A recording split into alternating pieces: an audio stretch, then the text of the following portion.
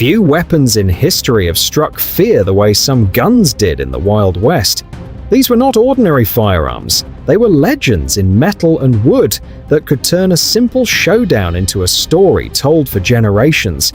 Outlaws, lawmen, and gunslingers alike knew that mastery of these weapons meant survival, reputation, and sometimes life itself. Today, we're diving into the most feared guns of the Wild West. Rare, deadly, and misunderstood, and uncovering why they left entire towns holding their breath. From dusty streets to deadly duels, each firearm tells a story of power, precision, and the raw edge of frontier justice. Stick with me, because what you're about to see will change the way you imagine the guns that truly ruled the West. Before machine guns tore across Europe and trench lines scarred entire continents, there was a hand-cranked weapon on wooden wheels that could unleash a storm of lead faster than any line of riflemen. It was not a cannon, it was not a traditional rifle, it was the Gatling gun, and it marked the moment warfare began to industrialize. Invented in 1861 and patented on November 4, 1862 by Richard Jordan Gatling, a North Carolina-born physician, the Gatling gun was built on an unusual idea.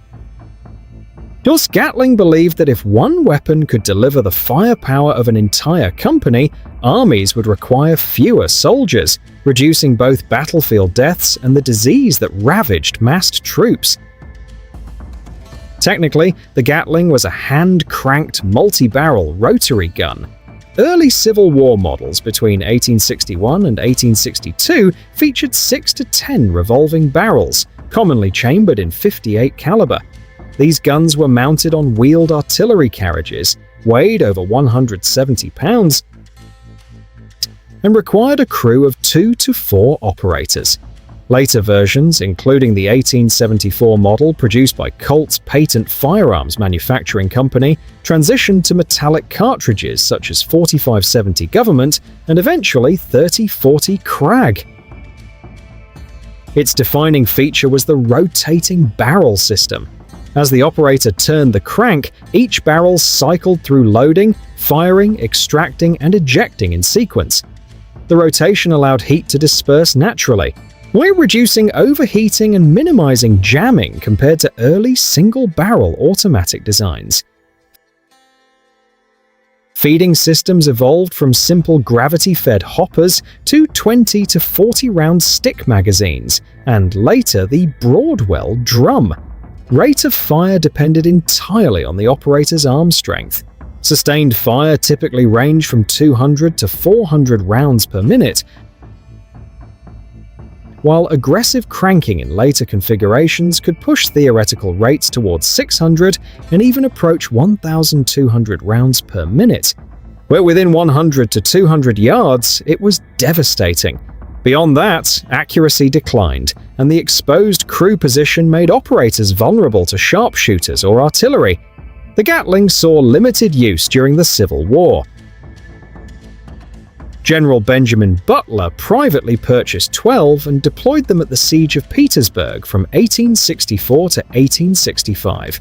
The US Army formally adopted the weapon in 1866, and it gained prominence during the Indian Wars, including the Red River War of 1874 and the Nez Perce War of 1877. One of its most famous operators was Lieutenant John Henry Parker, later nicknamed Gatling Gun Parker. During the Battle of San Juan Hill in 1898, Parker commanded 4 Gatlings that fired approximately 18,000 rounds in 8.5 minutes. Averaging more than 700 rounds per minute per gun during peak bursts. The concentrated fire devastated Spanish defensive lines and played a decisive role in the American advance, earning praise from Theodore Roosevelt. The weapon also shaped history through absence. George Armstrong Custer declined to bring Gatling guns to the Battle of the Little Bighorn in 1876, believing they would slow his cavalry. Whether their inclusion would have changed the outcome remains one of history's enduring what-ifs. Despite its power, the Gatling had limitations. It was heavy, dependent on wagons or horses for transport, and poorly suited for rough terrain. Its gravity-fed systems could malfunction if cranked unevenly. Ammunition consumption was extreme, demanding constant resupply. Black powder cartridges produced thick white smoke, quickly revealing firing positions. Production expanded through Colt beginning in 1870, including specialized variants such as the camel gun. More than 200,000 units were produced across various configurations. By the 1880s, a new breakthrough shifted the battlefield. In 1884,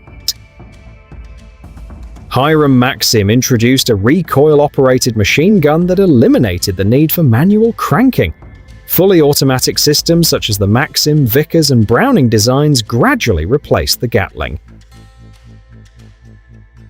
In 1911, the US Army officially declared it obsolete, yet the concept endured. Modern rotary cannons like the M134 minigun revived the same multi-barrel principle, now powered by electricity instead of muscle. Imagine a rifle so powerful that it could strike a man or a buffalo from over half a mile away and leave him dead before he even knew it was coming. That was the Sharps Model 1874, the silent death of the Wild West, a gun built not for speed, but for surgical long-range precision that no other firearm of its era could match. The Sharps 1874 was the sniper rifle of the 19th century. While repeaters like the Winchester favored rapid fire, the Sharps specialized in extreme distance and stopping power. Its effective range stretched from 800 to over 1,000 yards, often equipped with open iron sights or long-range Tang Vernier sights for pinpoint accuracy. A single-shot, falling block breech-loading rifle, the 1874 was most famous in .45-70, .45-110, and .50-90. The fearsome Big 50. Weighing between 12 and 16 pounds, the heavy barrel helped absorb the massive recoil of these powerful cartridges. Its octagonal steel barrel improved stability and dissipated heat for repeated shots, while the lever-action breech allowed hunters to load massive metallic rounds quickly and reliably. Its reputation was forged on the plains and in history books. Buffalo hunters of the 1870s relied on the Sharps to take down herds from hundreds of yards away without spooking the remaining animals. Precision shooters also used it in the famed Creedmoor competitions, proving its remarkable accuracy under pressure. The rifle's most legendary moment came at the Second Battle of Adobe Walls in 1874. Surrounded by hundreds of Comanche and Kiowa warriors, Billy Dixon took aim with a Sharps .50-90 from a ridge nearly a mile away. One shot, and a warrior was knocked clean off his horse at a distance later measured at 1,538 yards. A feat still recognized as one of the longest confirmed combat kills of the 19th century. That single round became legendary, aims a demonstration of the rifle's terrifying reach and power. Invented by Christian Sharps in 1848 and built by the Sharps Rifle Manufacturing Company in Hartford, Connecticut, the 1874 model evolved from earlier percussion designs used in the Civil War by Union sharpshooters. In the West, it became the go-to weapon for professional buffalo hunters, frontier marksmen, and long-range competition shooters. Its massive firepower allowed a single hunter to fell 50 to 100 bison in one stand, reshaping hunting and entire ecosystems in the process. The Sharps' advantages were undeniable: extreme range, devastating stopping power, and reliable action that rarely jammed. But it had drawbacks. Its single-shot design left no room for error if a target charged. Its weight made it a beast to carry across the plains, and firing the Big 50 could bruise the shoulder with repeated shots. By the 1880s, As new technologies, repeating rifles like the Winchester Model 1886 and the rise of smokeless powder firearms rendered the Sharps obsolete, yet its legend endured. From buffalo fields to frontier skirmishes, the Sharps Model 1874 earned its place as one of the most terrifying rifles in history. Before modern magnums, before automatic pistols, there was one revolver that terrified armies and cowboys alike. The Colt Walker 1847, 4 pounds of black powder, 6 deadly rounds, and a reputation that could stop a charge cold. That was the Colt Walker 1847, the Wild West's hand cannon, a revolver built not for finesse but for sheer unstoppable force. The Colt Walker was a single-action black powder percussion revolver with 6 chambers, each loaded with a staggering 60 grains of powder, double the standard revolver of its era. Chambered in .44 caliber and weighing 4 pounds, 9 ounces, it remains the heaviest revolver Colt ever mass-produced. Its 9-inch barrel and massive powder charge generated muzzle velocities between 1,000 and 1,200 feet per second, enough to drop a man or a horse in a single shot. It held the title of the most powerful handgun in the world for nearly 90 years, until the .357 Magnum arrived in 1935. Most of the Walker's creation was a perfect marriage of design and necessity. Samuel Colt provided the engineering, but it was Captain Samuel Walker of the Texas Rangers who defined its lethal specifications. He needed a revolver that could dominate cavalry charges, capable of neutralizing both enemy warriors and their mounts in a single shot. Only 1,100 Colt Walkers were ever made, cementing its place as one of the rarest and most legendary firearms in history. In combat, the Walker was devastating. Captain Walker himself carried a pair during the Mexican-American War, demonstrating its unmatched stopping power. Its thunderous reports, punishing recoil, and sheer size made it a psychological weapon as much as a physical one.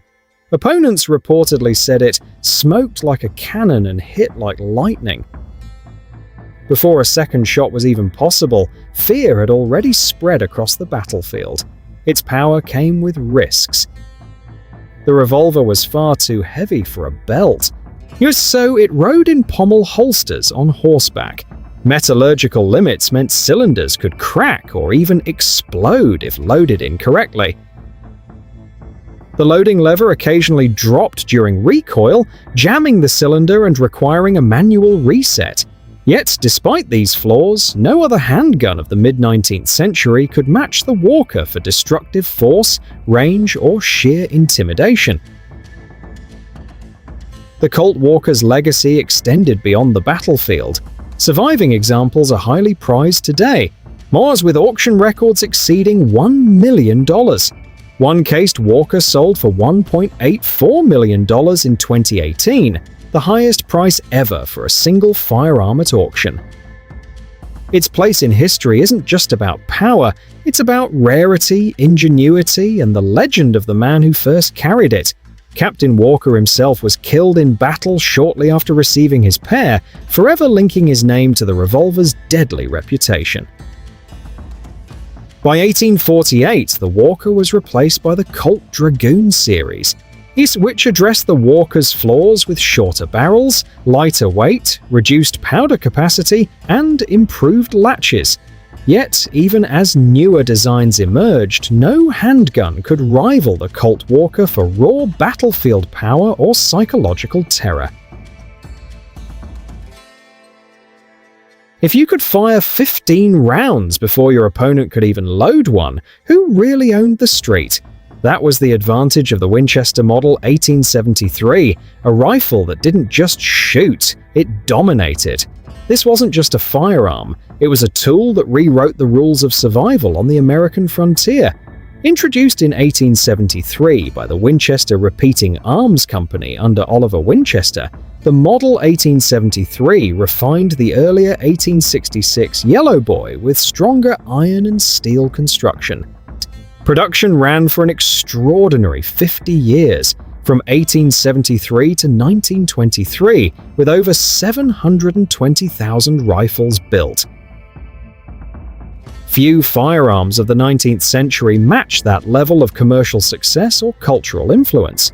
Mechanically, the rifle used a lever-action repeating system with a toggle link mechanism. Cycle the lever, and the rifle ejected the spent casing, cocked the hammer, and chambered a fresh round in one smooth motion. That speed was life-saving. The tubular magazine beneath the barrel typically held between 10 and 15 rounds, depending on barrel length, plus one in the chamber.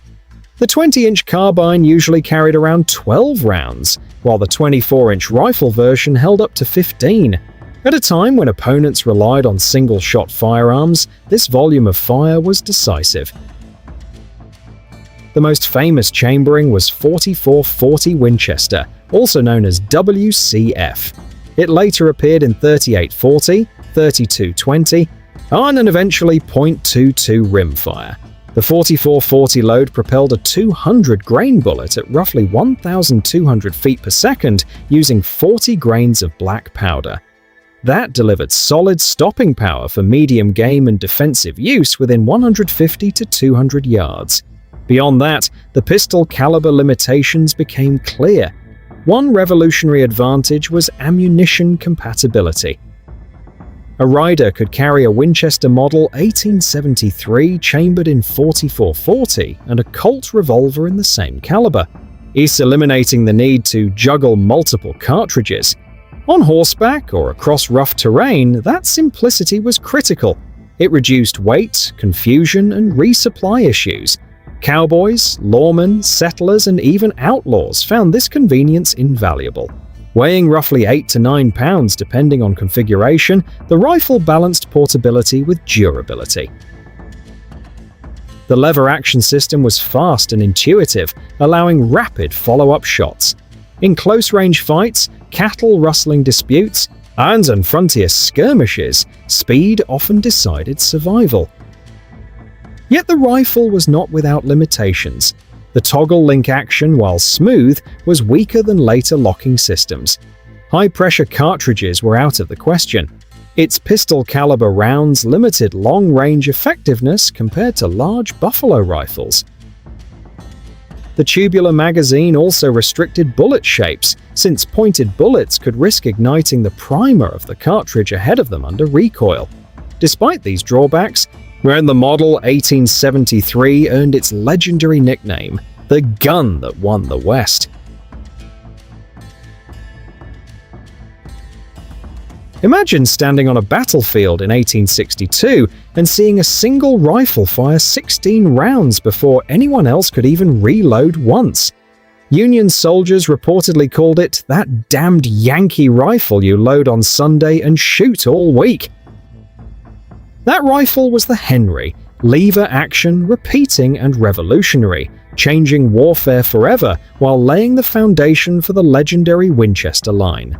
Patented on October 16, 1860, it's by Benjamin Tyler Henry and produced by the New Haven Arms Company in New Haven, Connecticut, the Henry rifle was a marvel of engineering for its time.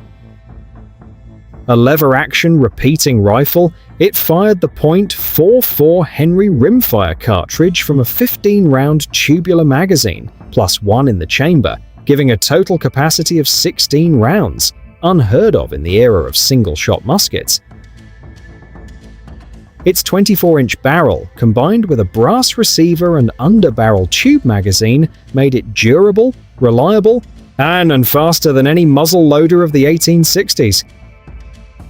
Soldiers could unleash sustained fire up to 200 yards, overwhelming enemies in ways previously unimaginable. The Henry rifle evolved from earlier innovations like Walter Hunt's 1848 lever-action prototype and the volcanic repeating rifle of the 1850s. Its lever dropped the breech block, allowing the shooter to insert a cartridge quickly, and the gravity-fed magazine enabled continuous firing without reloading pauses. The rotating breech system minimized jams, a huge advantage over contemporary firearms, while the brass receiver added durability under repeated fire.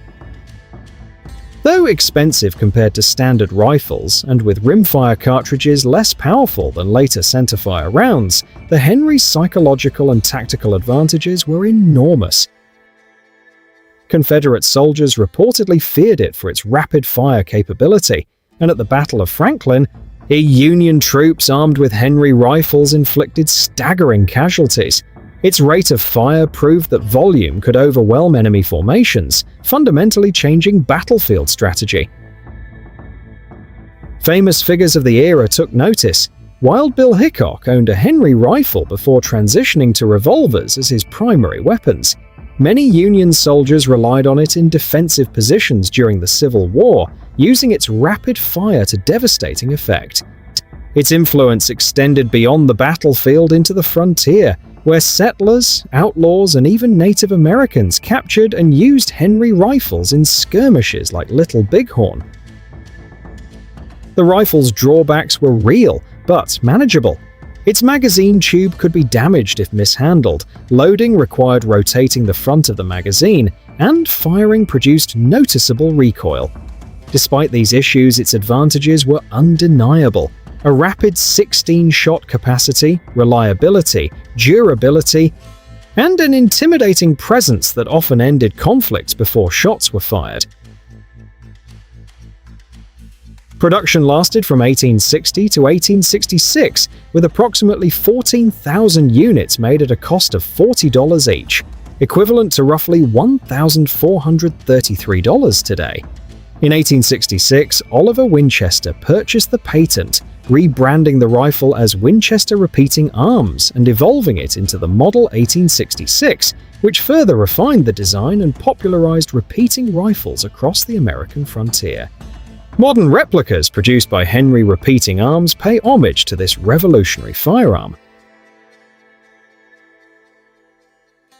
If you heard two hammers snap back inside a wooden stagecoach, you knew the next sound could end your plan instantly.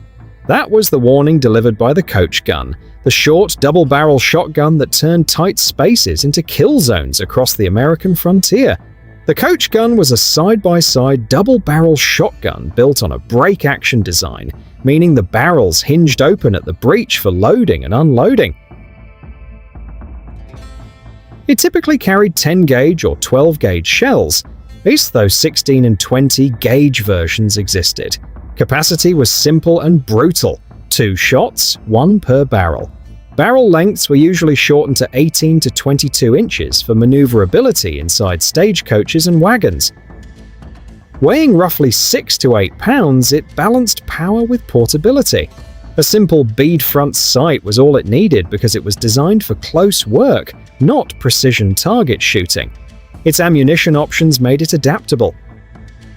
While buckshot released a cluster of 8 to 12 large pellets in a single blast, spreading devastating force across a wide area. Birdshot worked for smaller game, while slugs delivered a single heavy projectile. Effective range typically ran from 20 to 50 yards, making it ideal for ambush defense and sudden close-quarters violence. Double-barreled shotguns date back to 18th century Europe, where coach guards used them against highwaymen. Thus, the American version reached peak popularity from the 1850s through the 1890s. Stagecoach companies such as Wells Fargo armed their guards with short-barreled models to defend gold shipments and payroll runs. One guard would sit beside the driver, a role that gave birth to the phrase riding shotgun. The weapon also saw use in saloons, ranches, homes, and law enforcement roles across the frontier. Many coach guns were factory-produced in shorter configurations, while others were modified from longer sporting shotguns for improved handling in confined spaces. Manufacturers ranged from American companies like Remington Arms and Colt's Patent Firearms Manufacturing Company to British makers such as W.W. Greener, known for innovations like choke boring to tighten shot patterns.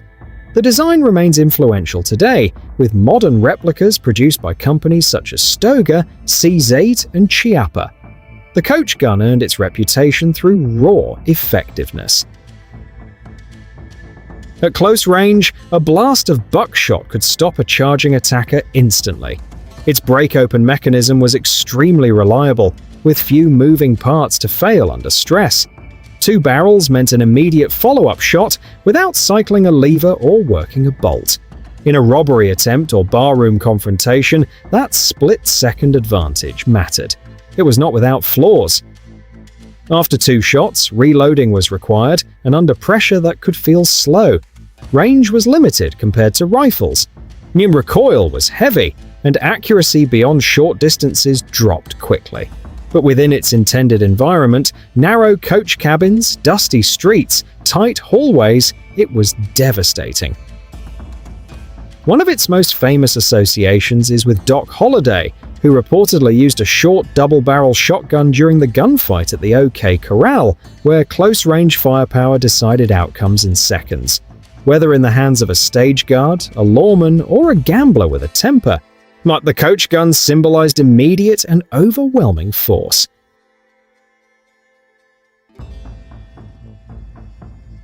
In the summer of 1873, the US Army did not simply adopt a new sidearm.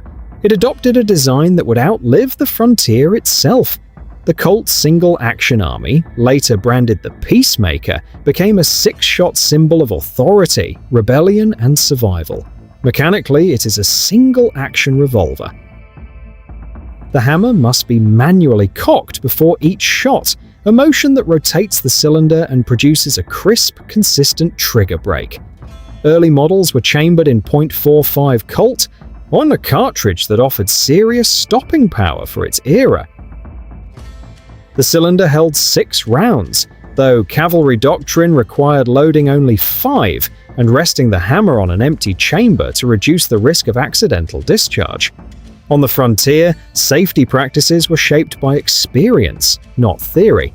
Barrel lengths were offered in 3 primary configurations. The 7.5-inch cavalry model delivered the longest sight radius and slightly higher velocity. Whilst the 5.5-inch artillery version balanced handling and ballistic performance. The 4.75-inch civilian model favored quicker draw and easier carry. Weight generally ranged from about 2.3 to 2.6 pounds depending on configuration, and its practical effective range was roughly 50 to 100 yards, realistic for a revolver intended for mounted combat and close engagements. Sister developed in the early 1870s by William Mason and Charles Brinkerhoff Richards, and produced by Colt's Patent Firearms Manufacturing Company, the design marked a shift from earlier cap and ball revolvers to a metallic cartridge system. That transition improved durability, simplified logistics, and made the revolver better suited for sustained field use. Officially adopted in 1873 as the Model 1873, it became the standard sidearm of the US cavalry, and with the first military contract totaling 8,000 units. During its first-generation production from 1873 to 1941, more than 357,000 revolvers were manufactured. Later production runs in the mid-20th century and beyond ensured its continued presence well into the modern era. The revolver saw service during the Indian Wars and the Spanish-American War, and it even appeared in limited roles during World War II. General George S. Patton famously carried ivory-gripped examples long after semi-automatic pistols had become standard issue. The name Peacemaker, coined in 1874 by the dealer Kittredge and Company, fused marketing with mythology and helped shape its enduring identity. On the frontier, it found its way into the hands of cavalry troopers, lawmen, settlers, and outlaws alike. Wyatt Earp, Bat Masterson, and Pat Garrett carried it in law enforcement roles. While figures such as Billy the Kid and Jesse James favored it on the opposite side of the law. Its presence at the 1881 gunfight at the OK Corral reinforced its reputation for reliability under extreme pressure. Over time, public figures like Buffalo Bill Cody and Theodore Roosevelt further embedded its image into American culture. Despite later claims that it was the gun that won the West, Earlier Colt revolvers such as the 1851 Navy and 1860 Army were produced in significantly greater numbers during peak westward expansion. Much of the single-action army's towering reputation was amplified by 20th century Western films that elevated it to near-mythic status. The design had limitations. Reloading required inserting cartridges one at a time through a loading gate, making the process slower than later swing-out cylinder revolvers. So its single-action mechanism meant each shot required deliberate hammer-cocking. The fixed sights were durable but basic. Yet, within realistic handgun distances, the combination of a heavy .45 caliber projectile, natural grip angle, and mechanical simplicity made it dependable and effective. More than 150 years after its adoption, the Colt single-action army remains in production, a rare example of a 19th century design that continues to bridge history and modern manufacturing. The Wild West has been romanticized for generations, but behind every legend was a weapon that had to function when it mattered most. The guns we covered were feared not because of myths, but because they delivered results in brutal, close-range reality. They protected payrolls, enforced the law, fueled outlaw reputations, and carved their place into American history. If you enjoyed this deep dive into the most feared guns of the frontier, then make sure you subscribe and turn on notifications so you do not miss the next breakdown. Drop a comment and tell me which Wild West firearm you think truly ruled the frontier.